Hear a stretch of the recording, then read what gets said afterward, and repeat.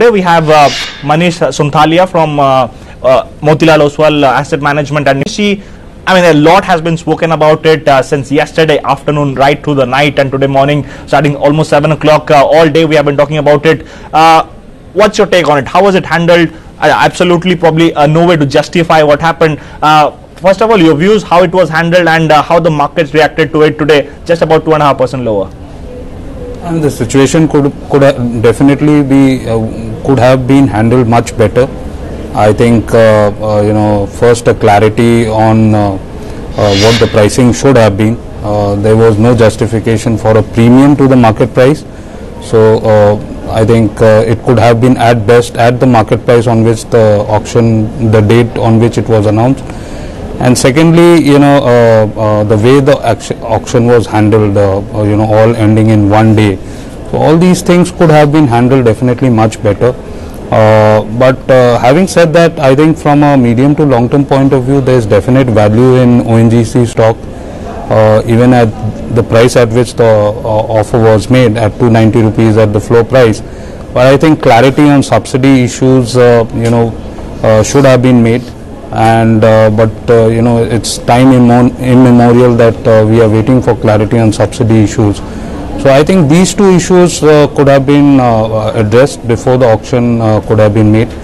But having said that, I think long term there is definite value in ONGC. Okay, two questions to you. First of all, what's the learning? I mean, what should the government do about it? Is there a big learning, and do you think they have learned the lesson? And secondly, what happened to all the money? I mean, you saw this big money flow into India over the last 2 months. In MCX IPO was subscribed some 55 times. ONGC 5 or 10 rupees here and there. How come there was absolutely no participation from FIs? No, as I said, clearly lessons should have been drawn. I think future disinvestment issues through the auction route would have a big bearing on the price at which the auction comes. So maybe you should be looking in at some sort of a discount, if not at the market price. So definitely there is no case for a premium that is being looked into. And as far as non-interest of FIs, my sense is post the Coal India issues, if you have policy flip-flops, you have a 26% mining tax, and in the case of ONGC it is more of a case of, let's say, the subsidy sharing formula.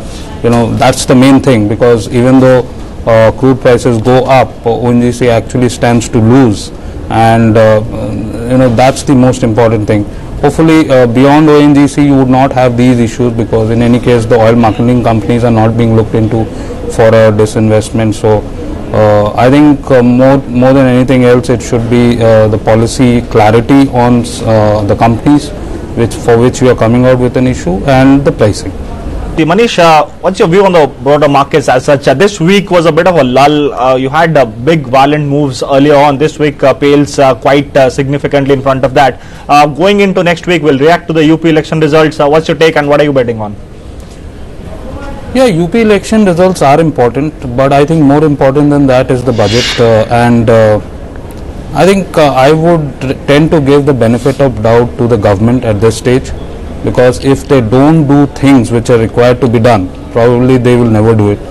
So we are talking about fiscal consolidation. The world is talking about fiscal consolidation, giving a shape to the direction of Indian markets in the days to come, and the direction of policy reforms. Both these issues, I expect them to at least give some sort of a roadmap in the budget. So from that point of view, I think even beyond budget, I would tend to remain somewhat optimistic. On the downside, how much lower the markets can go, I think there's a wall of liquidity globally which is supporting worldwide stock markets, and that cushion is also available as far as India is concerned. In case of whether earnings could get downgraded further, we're already seeing third quarter GDP numbers at 6.1%. Even if the country did nothing, we would grow anywhere between 5.5% and 6%. So it should be a case of troughing, in Q3, and things should look up from here.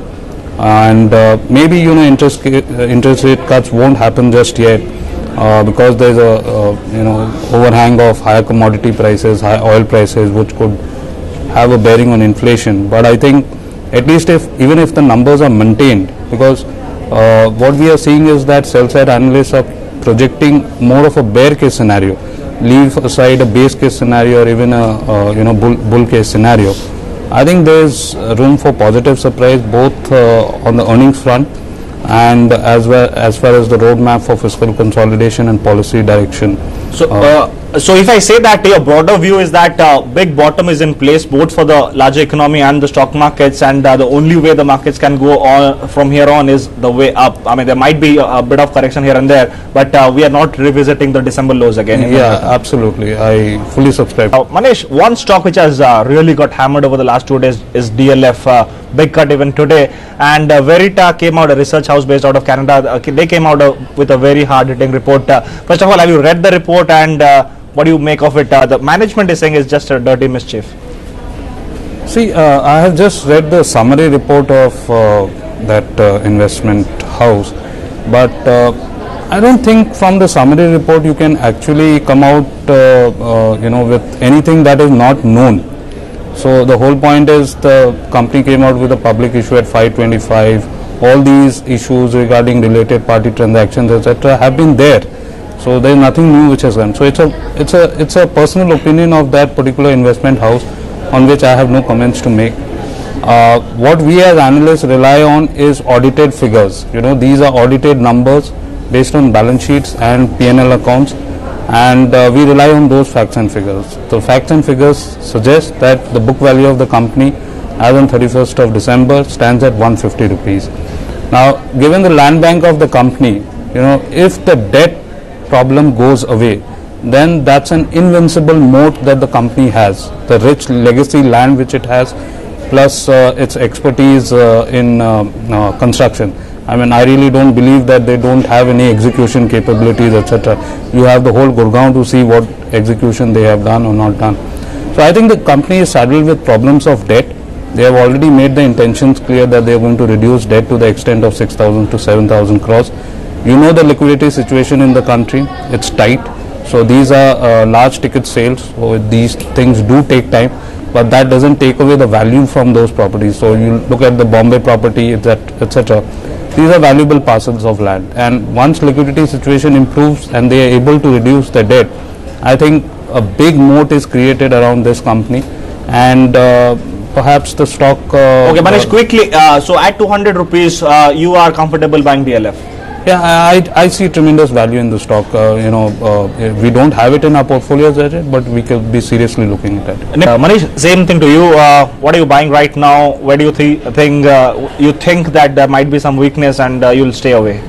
I think the major event is the budget. So from that standpoint, I think there is a great need for channelizing savings into financial savings, because we are seeing a deposit growth problem in banks. From that point of view, PSU banks look very good.